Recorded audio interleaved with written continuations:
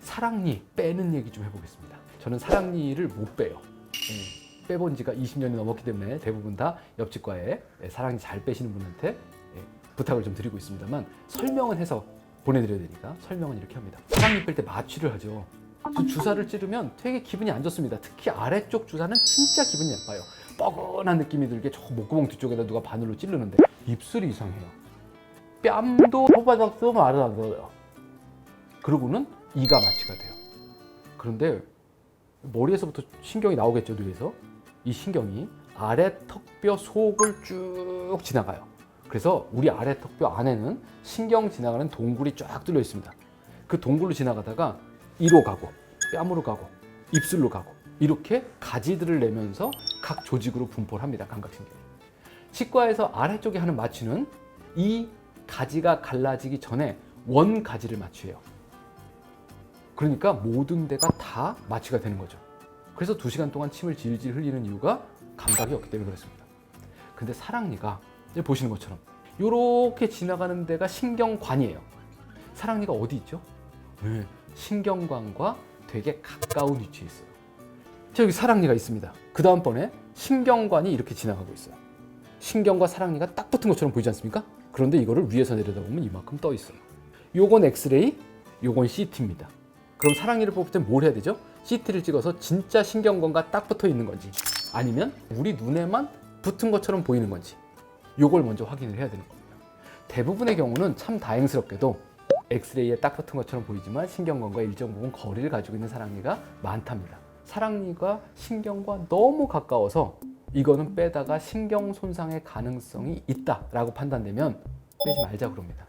어떻게 됐든 간은 신경관과 사랑니는 가까운 건 맞아요. 만약에 우리가 요 이를 빼면 이렇게 지나가는 가느다란 신경관이 탁 끊어지면서 나오는 거예요. 그런데 사랑니는 메인 신경과 가깝다고 그랬어요. 그래서 얘를 빼다 보면 이 메인 신경관을 좀 잡아 당기는 일도 생깁니다. 그래서 사랑니 빼고 났을 때 부작용 제일 많이 얘기하는 게 뭐냐면, 입술 끝부분이나 이런 데 혀 끝에가 마취가 안 풀린 것처럼 약간 찌릿찌릿한 느낌이 남을 수 있어요 라는 얘기를 드려요. 참 다행스러운 건 대부분 다 원상태로 돌아옵니다. 요즘은 무슨 일이 생겼냐면, 일주일 지나서 실밥을 뽑으러 갔는데 여기가 찌릿찌릿해요. 그럼 무슨 일이 생기죠? 소송을 하러 갑니다, 사람들이. 그래갖고 소송해서 의사 끌려가고 변호사 쓰고 이러는 과정 중에 한 달 지나면 나아요. 첫 번째는 설명을 잘 해드려야 되는 게 1번이고, 두 번째는 외과적인 수술을 거쳤으니까 우리 몸이 회복되는 동안 좀 기다려 볼 필요가 있어요. 그 다음번에는 사랑니 뺄 때는 뼈를 좀 삭제를 해야 되고 잇몸을 좀 열어야 되기 때문에 꼬매야 됩니다. 그 꼬맨 자리에서 염증이 다시 생기는 경우도 있어요. 사랑니를 뺐단 말이죠. 빼고 나면 무슨 일이 생기냐면, 사랑니 뺀 자리에 뼈에 구멍이 뚫렸을 거지 않습니까? 거기에 피가 차요. 그 피가 바깥쪽으로 나오지 말라고 꼬매 놓습니다. 그럼 그 피가 일정 시간이 지나면 뼈로 바뀌어 나갑니다. 그럼 완전히 뼈가 된 데까지 얼마나 걸릴까요? 6개월쯤 걸린대요.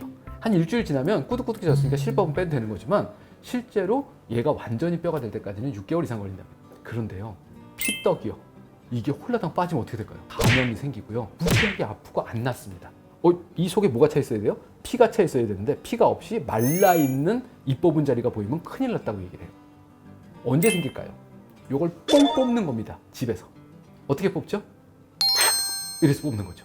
입안에 음압이 생기면 혹 빠져나올 수 있어요. 빨대 쓰시면 안 돼요. 또 빠는 거 뭐 있죠? 이거요. 빨대는 안 쓸 수도 있어요. 요게 문제입니다. 왜냐하면 사랑니를 뺀다고 아파서 어저께는 솜을 물고 이걸 담배를 못 폈어요. 그러니까 빨리 펴야 되겠는 거죠. 그 다음에 또 주의사항 얘기해 주는 게 있어요. 목욕하지 말라고 합니다. 열이 나면 몸에서 혈액이 막 돌아요. 혈액이 막 돌면 피가 뿜뿜 나오는 거죠. 가뜩이나 거기 상처 나 있는데 피가 뿜뿜 나면 또 큰 문제 나는 거고, 또 다른 건 지혈이 잘 안 돼요. 몸의 혈압을 높이는 일을 웬만하면 피하라는 겁니다. 일상생활은 하셔도 돼요. 목욕하고 운동하는 거 좀 조심하시고. 이런 사랑니는 대부분의 경우 우리 몸의 정상적인 치유 과정에 의해서 일주일 정도 지나면 낫습니다. 대략적으로 뺄 때 죽을 만큼 아팠어요 라고 하는 사랑니는 완전 매복 사랑니거나 부분 매복 중에 많이 매복이 되는 경우, 빼고 나면 그날은 약을 먹으니까 좀 나아요. 그 약 기운이 떨어지고 나면 다음날 좀 아픕니다. 한 이틀 정도는 그래도 아파요. 그 다음부터는 그냥 살만합니다. 그러니까 너무 공포에 떨지 마시고, 놔두면 나중에 더 큰 문제가 생길 수도 있으니까 반드시 미리미리 예방적으로 빼시고, 어렸을 때 빼고, 그 다음에 문제가 생겼을 땐 바로 빼고, 오늘 사랑 얘기들을 여러 가지 좀 드렸습니다. 결국 결론적인 얘기는 사랑니는 빼는 게 원칙이다. 정 무서우시면 의식화 진정 맞추려고 하는 방법이 있어요. 몽롱한 거죠. 그 말은 또 들려요. 좀 덜 무서운 게 있습니다.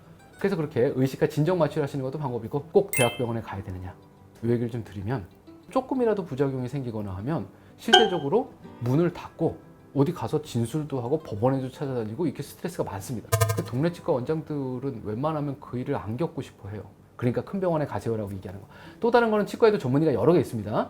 구강 아간면 외과라고 하는 외과를 전공하신 선생님들이 있어요. 그래서 개인 병원 중에 그 외과 전공한 선생님한테 가세요, 혹은 큰 병원에 구강 아간면 외과 선생님한테 가세요 라고 해서 어려운 사랑니는 큰 병원으로 가시라고 하는 경우들도 있어요. 일단 가까운 치과에 가보시고 그쪽 치과의 선생님하고 얘기 잘 돼서 그 선생님이 뽑아주시면 그게 제일 해피한 겁니다. 그런데 여러 가지 이유로 인해서 큰 병원에 가셔야 된다 그러면 좀 귀찮고 예약 잡기도 힘드시지만 어쨌건 미루지 마시고 가셔서 빼시길 바랍니다. 사랑니는 워낙에 개인별로 차이가 많고 위치도 다르기 때문에 제가 이제 일일이 댓글에서 상담 드리긴 어렵겠지만, 그래도 궁금한 점 있으시면 댓글 남겨주시면 시즌 기간 동안에는 제가 미루지 않고 꾸준히 댓글 달고 있으니까 글도 좀 많이 남겨주시고 좋아요와 구독 부탁드리겠습니다.